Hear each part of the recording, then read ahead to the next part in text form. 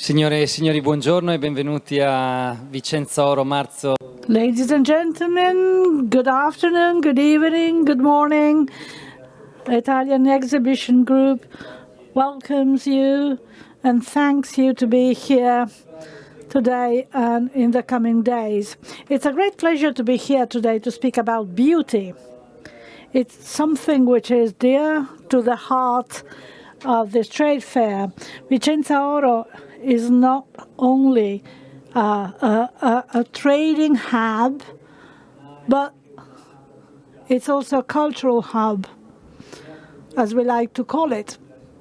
As such, it has a very precise responsibility. It is in charge of conveying knowledge so that it can be further developed. And we are also here to guide on the progression on sustainability, innovation, and beauty is also very important. We as members of the trade fair are not expert in that. We just want to be a platform for the experts so that they can speak of these very important points. I'd like to thank Assogemme for organizing this meeting. Thank you very much, Paolo, for that. Besides being a cultural hub, we also perceive ourselves as a community. That means Vicenza Oro is there for the community to meet and join, and we have distinguished members of the community. We have Assogemme, Sibjo, Loredana for Gems, and the super brands representative Damiani, Crivelli, Bodino, and Rizzetto and Raffaele. Thank you very much. The floor to Paolo Cesari, President of Assogemme. Thank you very much, Paolo, for being with us. Good morning, good afternoon, good evening, ladies and gentlemen. Thank you very much, Marco Caniello, for the very kind words to introduce the meeting of Assogemme on beauty and training. Marco is a very good speaker. I am a man of numbers I'm making. I hope you will excuse me if I just read my notes. There are important people here, so I would like not to miss any words to thank you. Alessia Crivelli, President of the Fondazione Mani Intelligente. She has been immersed in beauty since her birth because of her family. She decided to concentrate on the idea of bright, smart hands, mani intelligenti, to support the growth of the industry. Loredana Prosperi, director of ENG Milan. She is the person who has been guiding us for a couple of decades with a lot of passion and clarity from the mystery and the beauty of a gemstone. She's made beauty part of her daily life. Gianville Bodino, the artistic director of the group he works for, he's been influencing the world of luxury. And he is there to help train the creative people at the Creative Academy in Milan.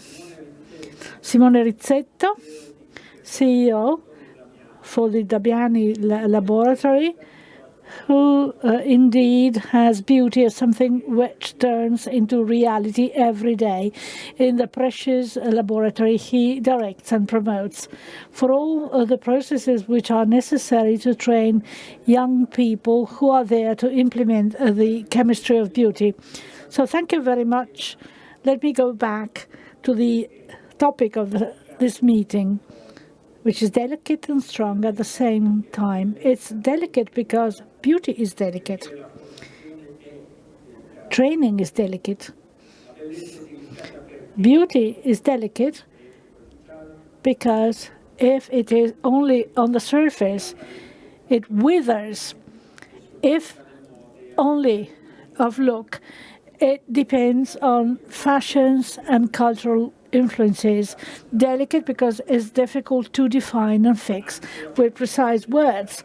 Training is also delicate because, let's face it, it's the first item of the balance sheets that we decide to cut in stormy waters. It's delicate because, for example, in a cutting lab, we can assess the outcome after 3 years. We have bought a new machine. It's difficult to calculate the return on investment of training. We are here today to speak about an important subject. Beauty is an extraordinary form. It's difficult to define. Still, I do believe we can all share a certainty. We are all traders of beauty. An ugly jewel, an ugly stone cannot be sold, or rather it's difficult to sell it. Beauty is a strong topic. It has to do with our identity. Italians are healthy carriers of beauty. We have been breathing beauty since birth. We've seen that in landscape, in the monuments, in the grace surrounding us. Beauty, whatever it might be, is an advantage, a competitive advantage of this country. Training is also a strong topic because we live in a world which is continually changing. Only technical training and the ability to establish relations enable us to keep up the pace. Beauty has to do with our identity and the added value of Italian companies, of big brands or small retailers. Well, the beauty is there in the human capital we have. And to make it grow, DNA is not enough. Improvising is not enough. You need training, and good quality training indeed. Now, let me say that maybe a question came to your mind while reading the title. How comes that Assogemme organizes a talk on beauty and training? What a legitimate question. It has an easy answer. We have been dealing with ethics, technical issues a lot in the past years, and we won't abandon them.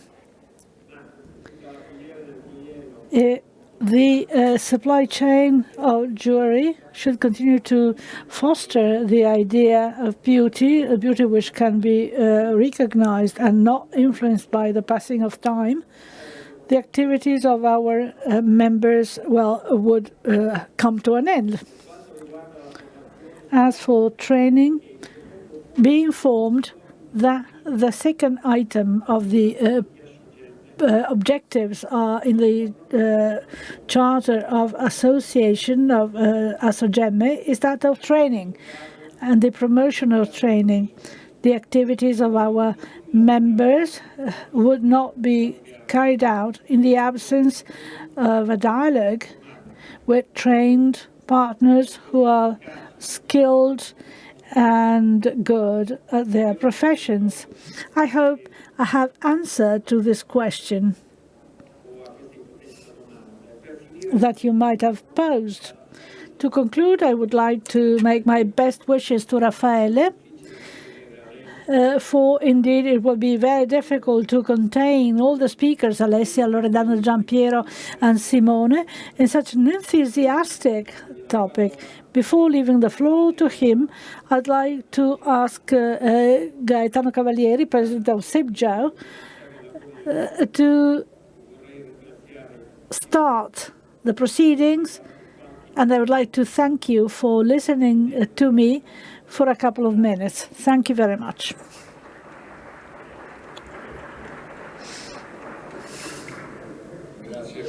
Thank you very much, Paolo. Thank you very much, Marco Cannello and the Italia Exhibition Group and Assogemme and the wonderful speakers we have here. I'm sure you will enjoy the talk. I'm sure there will be many important messages to be received. I'm sure there will be beautiful messages, for we are here to speak about beauty. I'm not joking. I really mean it.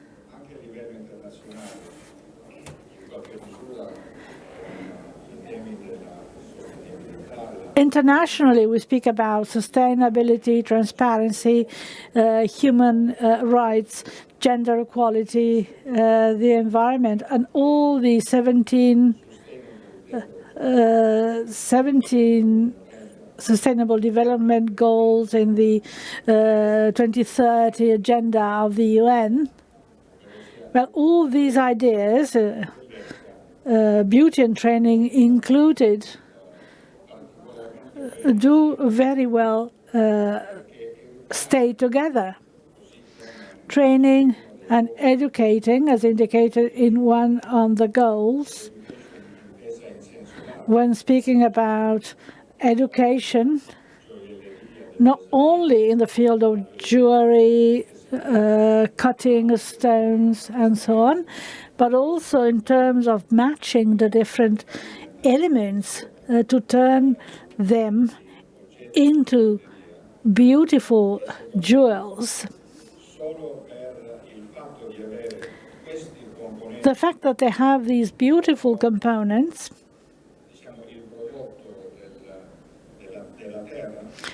which indeed represent what comes from the earth, i.e. metals and stones, and the fact that they are processed based on the education one has received and the training also in terms of upbringing. All these things combined, as indeed Mr. Bodino will explain much better than I can. I'm sure he's the perfect person to combine all these elements to propose objects will be beautiful forever. This is so because people have been educated in many different ways in order to create jewels. I see many friends here. You are manufacturers, designers, and architects. I know that they are brilliant professionals. I know that they are deeply committed with passion and the best of crafts to produce beautiful jewels. Enjoy this beautiful meeting. It's a great opportunity. And thank you very much for speaking to the people who are here and those who are connected on these very important topics, which are indeed key to make our life beautiful. Thank you very much.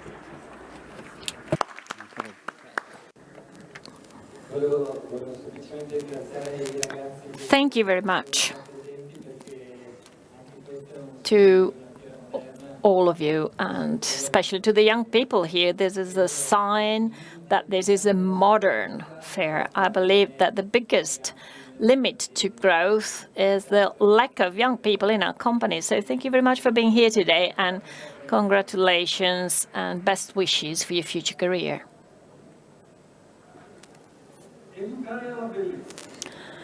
Right. Education to beauty. This is a huge topic. And I don't know where to start from, but they told me that there is a way to eat a whole elephant. You just have to cut the elephant in small pieces. So this wonderful and huge topic should perhaps be divided into many small pieces. And we could start by identifying a shared idea of what educating is and what beauty is. Most likely all the young people sitting here, welcome, Stephen, Lucia. I mean, I'm sure that you all have a different idea about what education means and about what beauty means. So how can I find a common denominator? When Azzurra Cesari called me and said, would you like to ask a couple of questions? I immediately said, yes, of course. Then I Googled the meaning of the words. And I discover fabulous things. Education. To educate comes from the Latin educare, which is a stronger form of educere, which means bring out. So education is not something to push somebody towards a behavior which I believe is socially or entrepreneurially correct. No, that's not what it is. And it is not the old funnel through which a master teacher forms the pupils, through the funnel where he puts all the things that he can do. I mean, this is a means, a fundamental means, but it is not the end. The end is to bring out from the people attending your academies, your gemological institutes, bringing out of them beauty. How do you do that? If you asked a policist, a polishing expert, how you bring out something, they would probably answer like Michelangelo did. Something was already there. I only needed to polish this to bring it out. So that's what educators have to do. They have to bring out beauty, removing all what is unnecessary to allow beauty to emerge. And of course, now we could talk forever disputing what should be removed for young people's beauty to emerge. And maybe we could organize a whole seminar talking about what we should remove for companies to allow their employees to shine. But we have another topic. Beauty. What does beauty mean? Maybe we can talk about this later on, because I do not have a definition of beauty. It is impossible. So I Googled the word, and once again I found some beautiful things. Bellum means beautiful in Latin, but you can also say pulcher for Moses. So bellum is a domesticated form of beauty. Do you know where bellum comes from? It comes from bonum. So also for ancient Latin populations, beauty was connected with goodness. And this is also a typically Greek concept. Greek heroes are beautiful. They appreciate beauty because they're good. And beauty is just the reflection of their internal goodness.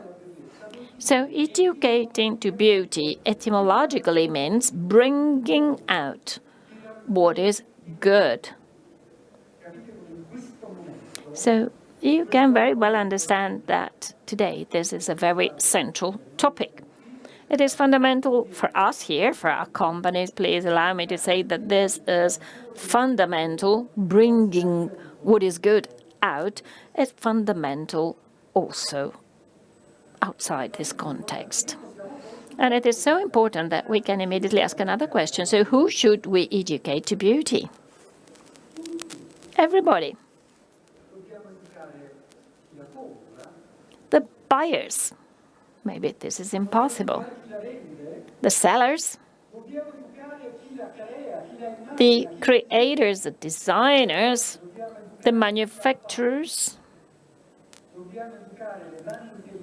the intelligent hands producing beauty must be educated. I believe that computers and drawing tables are full of people working, but who is actually working at the bench, at the workbench?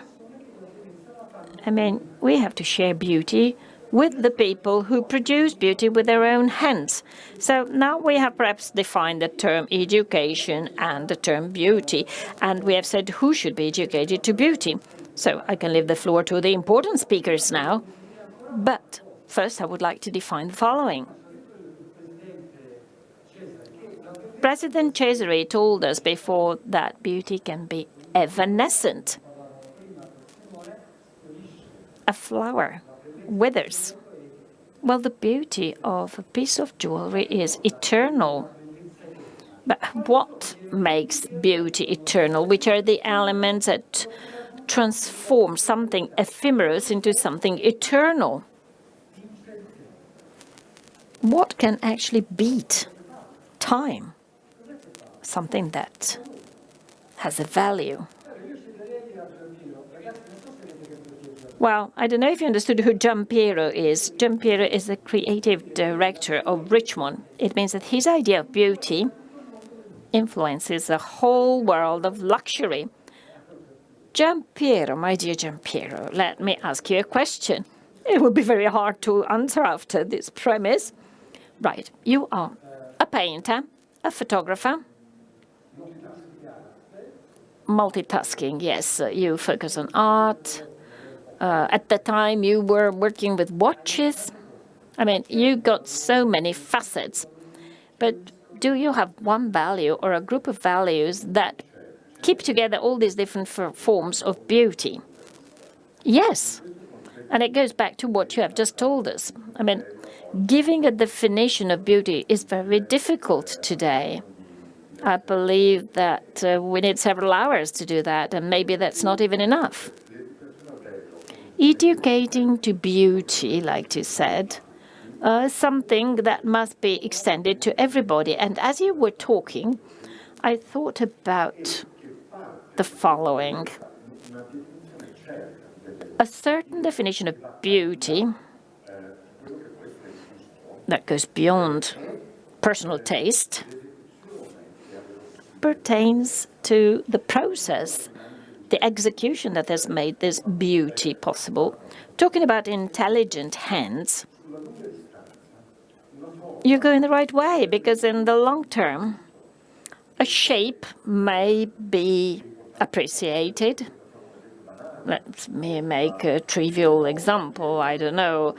Today we like rose gold. Yesterday we loved yellow gold. Before it was white gold. In the future it will be yellow gold again. I mean, there are many variables referring to the aesthetics of beauty. But beauty has an intrinsic value, which is the manufacturing of an object, of an item. The execution, which does not make the object beautiful per se, but if you have a look at objects coming from the past, objects that were made in a certain way, where the craftsman was able to bring out, as you said, the inner good, well, that object will always be beautiful. You may have a beautiful object that was not made so well. Well, with time, it will become nice, interesting, but the execution is an extraordinary component to bring beauty out. Otherwise, beauty would be just a sterile definition related to the beholder, because, of course, we perceive beauty in a different way today. Here in South Africa, in the Far East, and South America.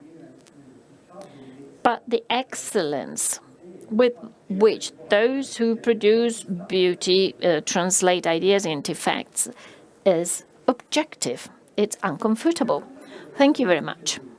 And then we have another word that rhymes with beauty in Italian, and it is gentleness. Gentilezza be rhymed with bellezza. During the pandemic, we have realized that gentleness has a strength. Alessia, you are the soul of Mani Intelligenti, intelligent hands, and by right a family of submerged in beauty. And we have also seen that management has rediscovered gentleness. Absolutely. And paradoxically, I've seen this in a very difficult moment, the moment of the pandemic. When the pandemic exploded, we all had to come to terms with something absurd, unthinkable, painful. And we rediscovered gentleness, kindness. At the end of February, beginning of March 2020, we had the first cases of COVID in Italy, and the situation was becoming complicated. Schools were closed, but companies were still open. On the 7th or 8th of March, before the government decided to close companies, we met online, all the companies of our foundation, but also Valenza and companies outside of Valenza. And we debated the situation we were experiencing, and together we decided to close our factories. So we stopped before it was imposed by law, because we realized that apart from the health of entrepreneurs, of ourselves, we wanted to take care of the health of our employees. And we wanted them to have the certainty that we wanted to keep them healthy. You're right. So taking care of the others, the customer, but also your own employees. Absolutely. Taking care of the value of our world, taking care of the people who work with us, for us, our customers, the capability of thinking, right, we are all stopped. Let's not ask for our credits to be paid back. Let's help the people. Let's make them understand that we are here to support them, because we are people working in a beautiful industry, because we create dreams. We work with wonderful materials. We transform dreams into items that produce emotions. So let's take care of these emotions. Thank you. Thank you very much.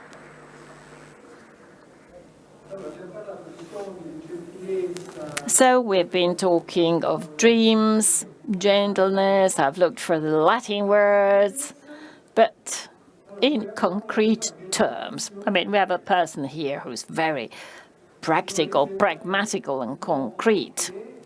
A man whose responsibility is that of transforming ideas into matter, into something tangible that you can see in the windows that elicit dreams. Simone, is there something like the beauty of concreteness? Of course there is. But of course, you have just said that jewelry is beautiful. And of course, it is beautiful in time because it doesn't degrade. It keeps its beauty. But of course, you have to be practical to give birth to a piece of jewelry. First of all, you have to develop the idea. An idea that somebody, a customer, the owner, something that is told to you, and you have to transform into a drawing. And then you have to transform the drawing into production that must be repeatable.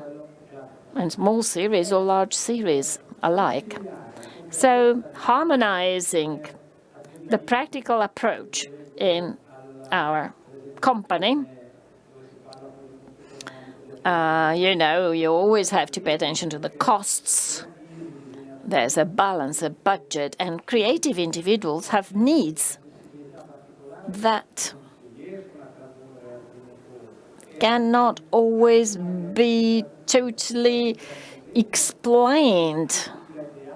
And if you have a drawing, that drawing could be changed and has to pass the test of production. So you have to rethink about it. You have to change this, you have to change that. And of course, there's always a deadline. Now, because of COVID, things have been somewhat shifted, but we're talking about all the deadlines in the year, Basel, Geneva, Vicenza. I mean, the ideal is the ideal of beauty, but you have to be practical and concrete, otherwise you cannot produce. Otherwise, instead of me here, a mechanical engineer would be talking to you. So, of course, this also applies to production. The main target is that of producing a beautiful item, a beautiful object, which is beautiful because it has been carried out and produced with the highest standards, and then automatically you can easily sell it, especially if you want to keep the reputation of your company high and your credibility as well.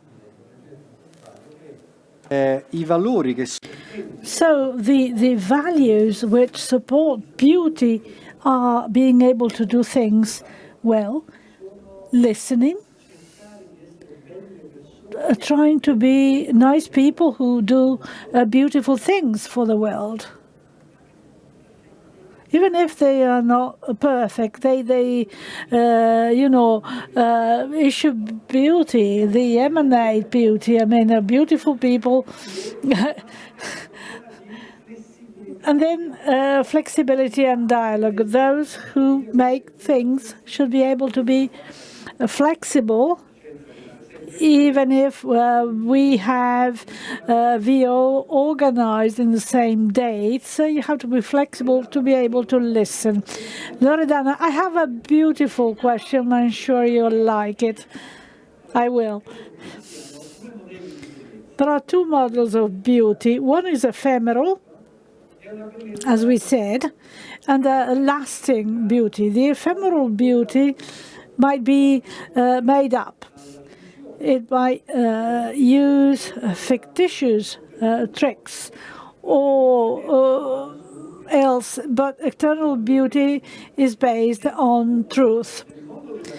In the world of gemstones, this relationship between faked artifact beauty and true beauty, do you see that or not? Yes, I see that. Yes, it has an impact.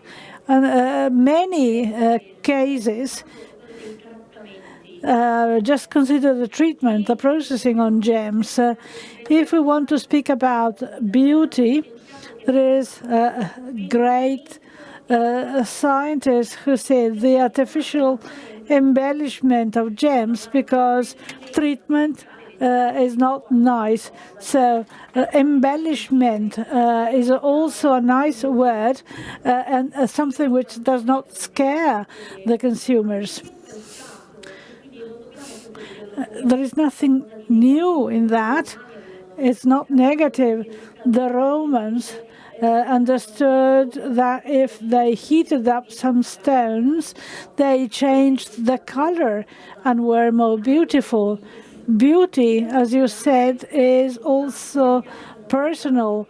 It's something which involves your belly. You have to learn to understand whether something is beautiful or not to your belly.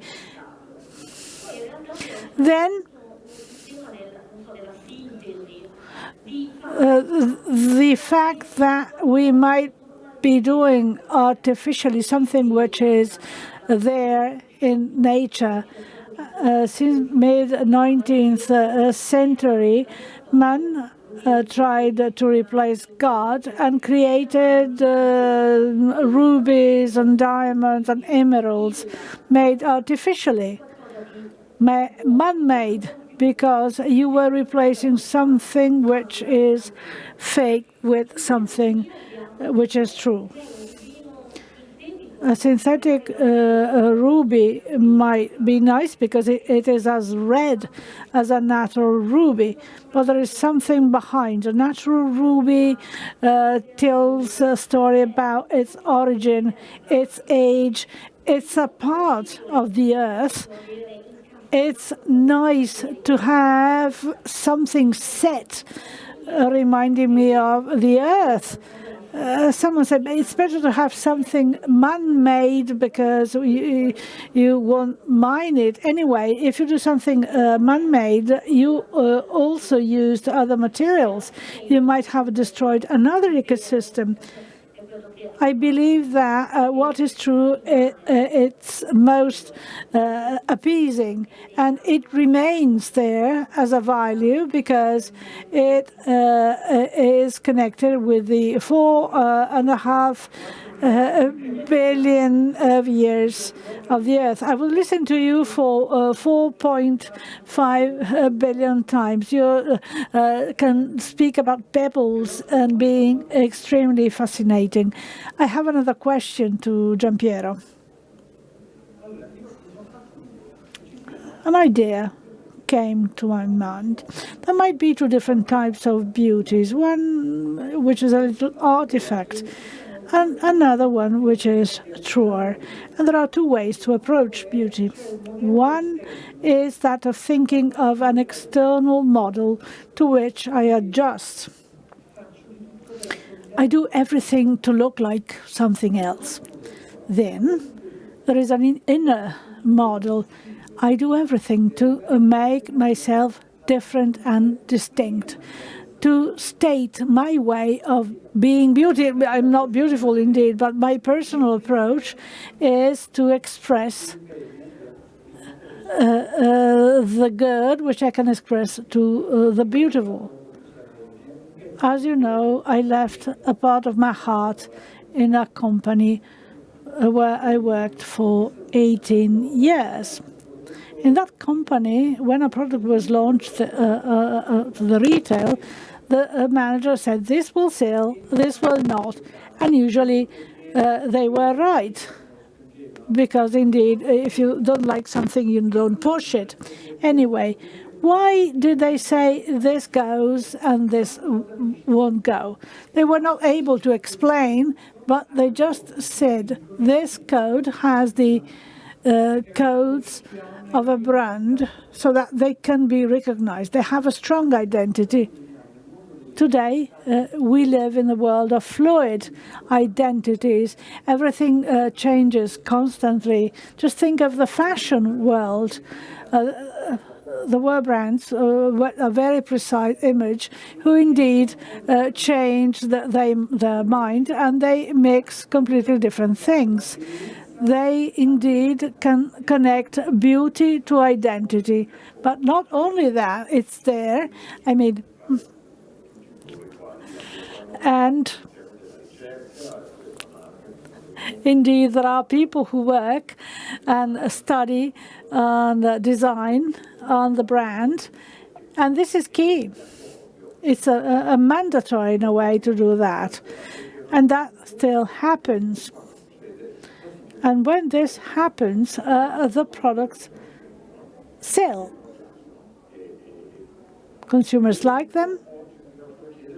So today, you should wonder how a company can do that. How can they be successful? You said that genders are different. We live in a fluid world. So finding a category of what is beautiful, which is good for everyone, is impossible. What we can do, and we do, is to create new products respecting some key rules to represent the aesthetics of a company which has its own history. They have to bear in mind the past and the iconic idea offered by the brand, and then what's going on in the world. So bearing these two elements in mind and trying to reconcile them, we try to implement beauty in a product and in history. Very briefly, what happens with the new ways of contacting the customer post-COVID, i.e. doing that online, the audience has got bigger and bigger. We have to be able to convey the same codes of beauty to a very vast audience with respect of both. Some of them will never buy. Doesn't matter. Also, those who do not buy have to be respected and are indeed the bearers of a thought. And this is a revolution in the luxury world, something which is completely different from the idea of a luxury for the few. This world is inclusive because you address your message also to those who do not buy. Let me add something. In our group, the term online till a few years ago was bad. And rightly so, because you had to care for customers, a one-to-one relationship, selling an object, but also conveying a history, coddling, being kind. These values are still there, but we have to be more open. So online is an opportunity to widen and send this message to a much larger audience, regardless of sales. So it's a shared identity. As for identity, I had the pleasure to work with some jewelry clusters, the majority of them. I met the guys out Tari. I found incredible things with Andrea Maria Romana with very specific features. My question is this. The identity connected with the spirit of the place, is that a value or is it a risk for training? It's indeed a value. It's a key value, the spirit of the place, the roots, the tradition, what we used to be, what we are, and what we are going to be. We come from what we used to be. Tari has an extraordinary school, and in Italy we have wonderful jewelry clusters, each with their own identity, and this is the storytelling that has to be shown to students. There are many different identities in this world, and this is indeed very good. Without that, there is no value.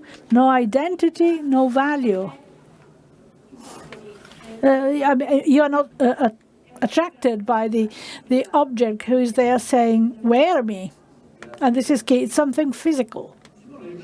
Simone, speaking about identity, which is a major topic, what about the identity in terms of brand organization? When you have people that you train so that they can work in the company, is there something which is only part of your company, not only of our company? Well, no, but I understand what you mean. The spirit of the place, I do share it fully.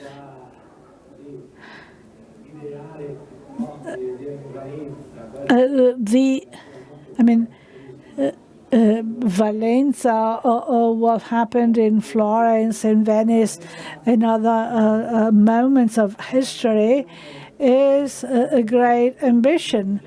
And it's something typical of artisans, not the great artists we had in Venice and Florence. Indeed, we are happy of that heritage. Talked of that with Mr. Cravera to have that implemented at the foundation. What I said was moving from localing to elsewhere, and because of our training and frame of mind, there is also something which is even smaller inside. That is something which is typical of the brand or of the family company. To make a practical example of what we did, internal academies in Damiani, well, that started 4 years ago, and I am gathering good numbers. We are in the hundreds of people that visited the company to attend the academy. Our programs were offered to people who had already been trained in the different production areas, such as Valenza or Tari. But we want them to be focused on our way of making jewels. So starting from the basis they had, we developed our programs so that people could do what I did 35 years ago. We are lucky, for our father is still working in the company. He has an experience of 61 years working, and he learned from people who were older than him. So what we convey today takes roots 100 years ago. The Damiani company, the founder started in 1924, nearly 100 years ago. So that is a long history. 80 years of tradition in Valenza, which is handed over. Yes, it continues. Yeah, we started 35 years ago, my brother and I, and before us, father and grandfather.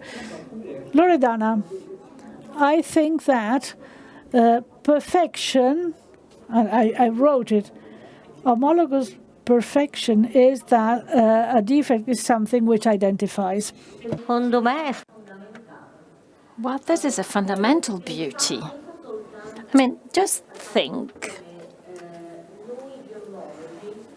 that we gemologists have decided never to refer to inclusions as defects. These are internal features, internal characteristics.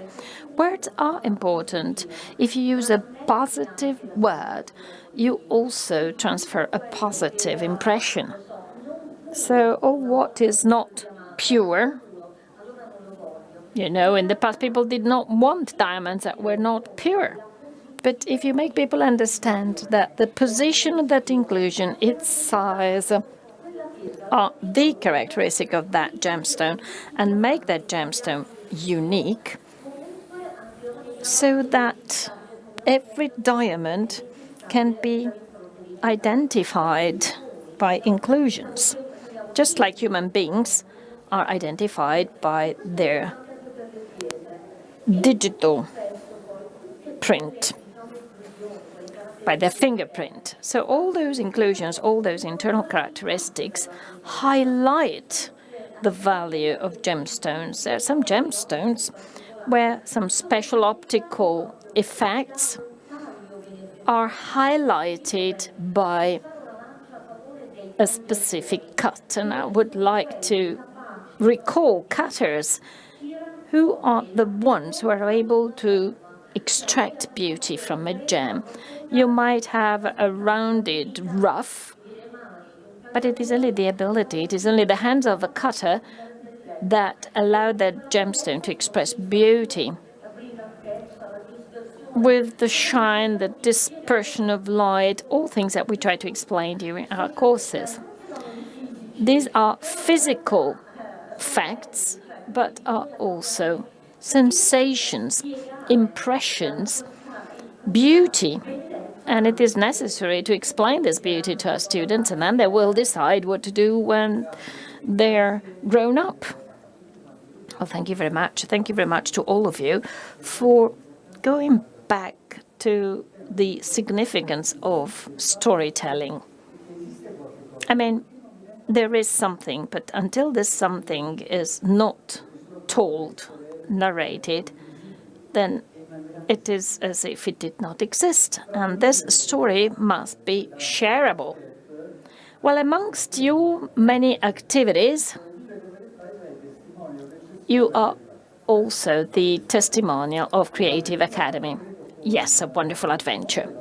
An adventure done with the School of Richmond, with the support of Alba Cavalieri at the Politecnico in Milan, yes, and all the brands of the Richmond Group. Is there one element in the storytelling that you actually give to these young people and is the essence of what they will have to do? Well, let me make a very short digression.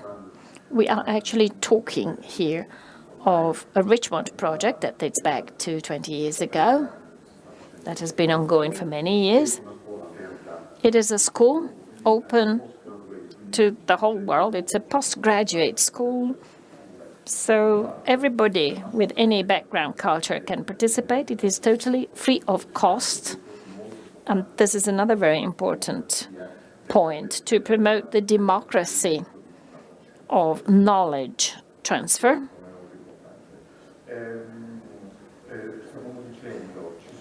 So there are, this is a school dedicated to young designers.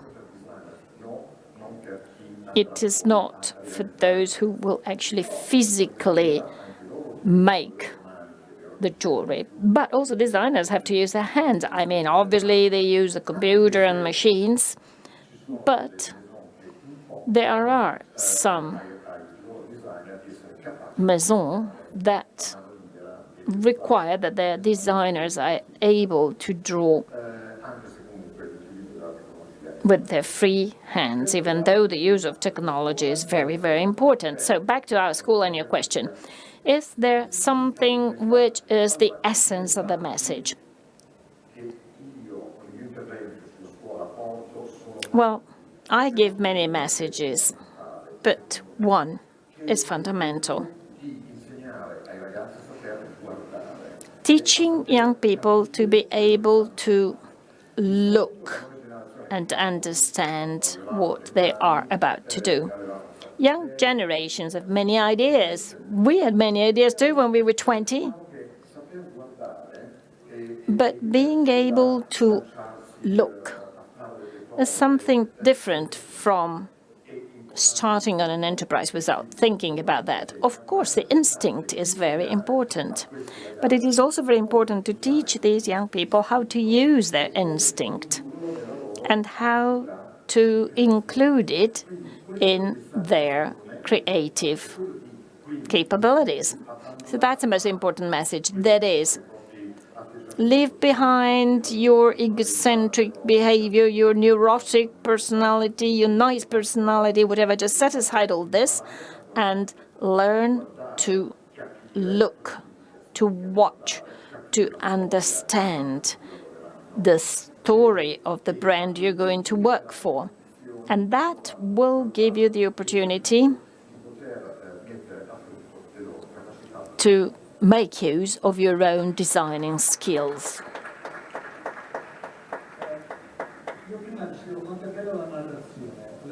Storytelling is something beautiful. But of course, you have to have a listener. If you cannot listen, you cannot tell. I mean, your idea, look around yourself, use your energy to the benefit of a higher project is a wonderful idea. And I'm sure that Simone agrees with this, especially because he has to talk to creative artists who often tend to neglect the needs of the company. Exactly, creative people have to soar, but then there are also people who have to take them down and to lend them, yes, or to keep them on the ground as well. So it is necessary to listen to them, and they must listen as well. Now let's have a question.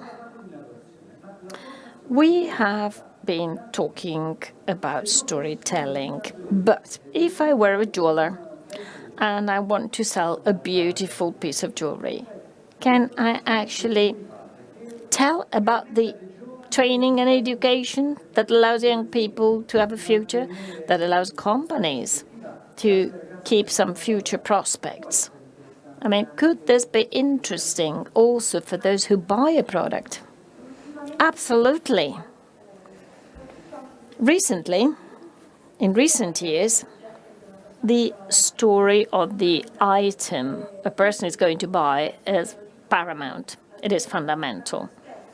Very often do we receive requests from our final customers asking for information. We actually have a B2B network. We're not in contact with end consumers, but they contact us and they ask about the story of an item, of a collection.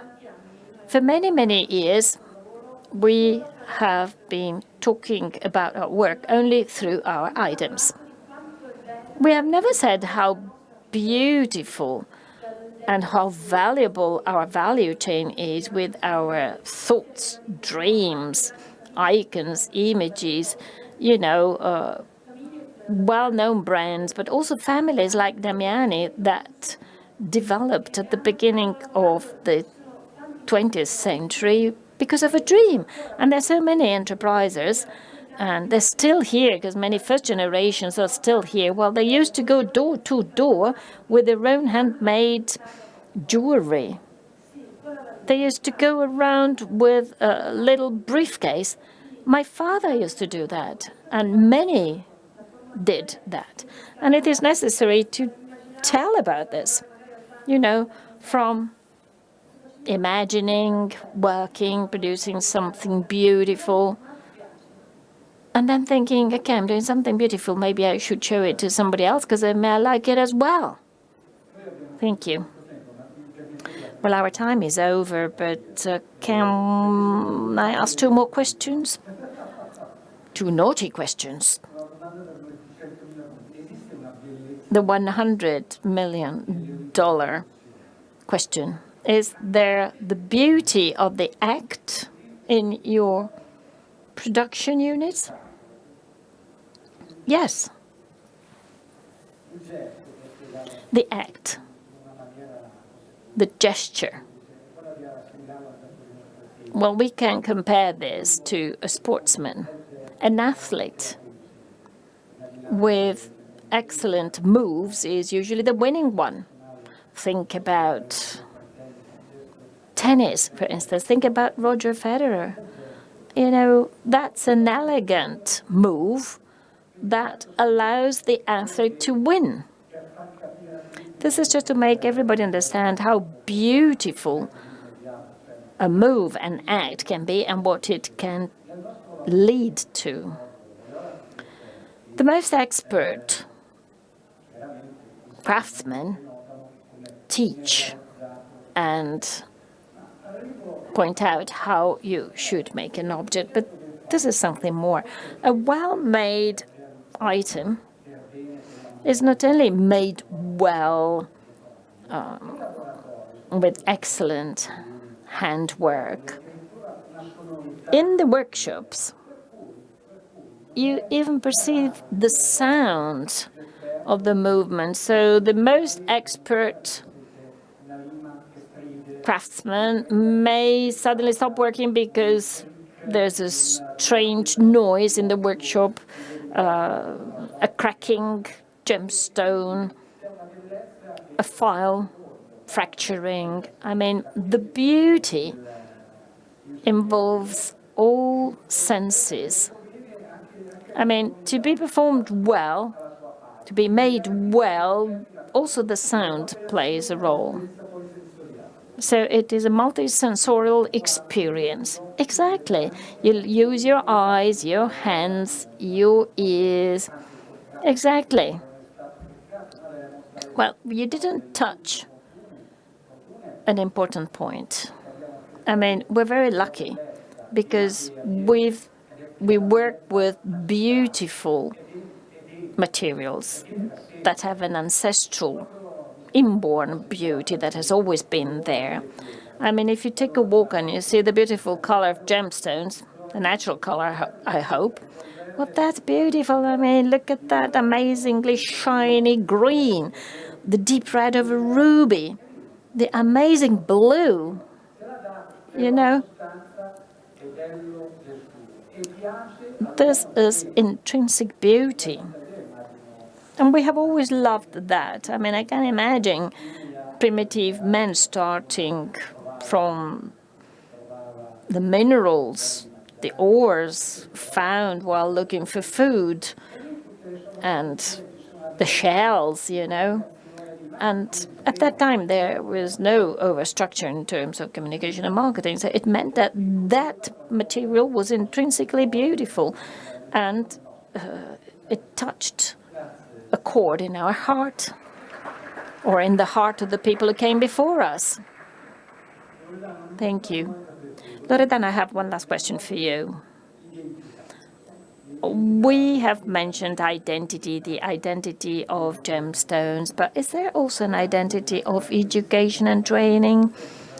What makes your school different from other schools? Well, if you ask me, I am the director of the Gemological Institute, and I cannot but speak greatly of our institute. However, let me go back to what Alessia said. The dream. Also, our institute was born out of a dream, the dream of 20 entrepreneurs realizing that gemological training was lacking in Italy. It was provided in the UK, where we have the oldest gemological institute. It was provided in the US, but it was totally lacking in Italy. And they said, we produce fantastic jewels, but we know nothing of gemstones. That's how the institute was born. Throughout the years, it became known and gained a reputation. And apart from the fact that we organize professionalizing courses, that is, people leaving our schools are gemologists certified also abroad. The syllabus is not easy. There are very tough exams and tests. But when you pass those tests, you know, students are so happy. And we have students of every possible age, from 18 to 60. And they just decide to attend our courses because they feel there's something missing. And I would like to add that the people who have taught in our institute have greatly contributed. These are passionate people. They're passionate about what they do. I mean, they don't transfer knowledge. They don't provide solutions. They provide a tool, an instrument that the student will be able to use. Tomorrow we will talk about tourmalines. And we will say a lot of things about tourmaline, but everyone in the room will memorize something and use it. The color for some characteristics for others. I do not want to anticipate what we're going to talk about tomorrow. Yes, don't miss that appointment. Tourmalines tomorrow. So this is why training is so important. It provides you with a tool which you will have to use in the most correct way. It is fundamental to have passion. Also for students, I mean, don't just go to school because you want to become a gemologist and find a job. No, you must love what you do, otherwise you won't find a job.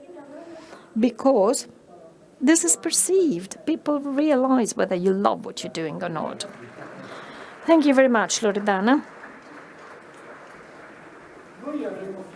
Well, that is actually all for us, but education never stops. Therefore, to be consistent with the fact that education is a process and not a moment, I would like to ask you all to attend the next talk, which will also be about training, education, and intelligent hands. Mani intelligenti. Thank you.